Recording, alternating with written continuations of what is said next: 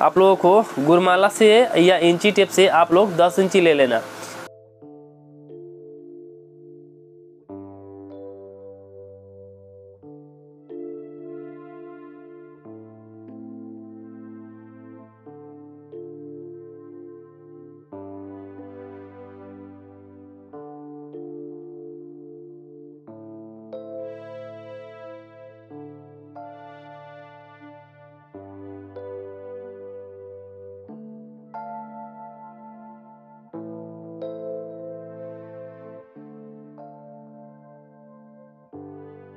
कि इसको मतलब आप लोगों को घेर देनी है, ठीक है।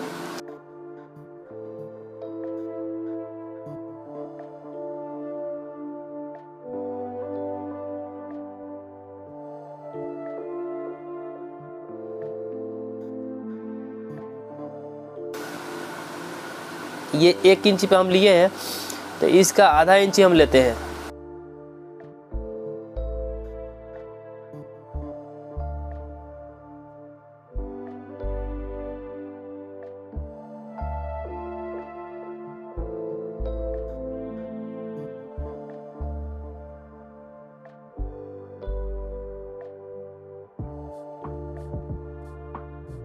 अब इस निशान से और इस निशान पर हमको करनी है बराबर।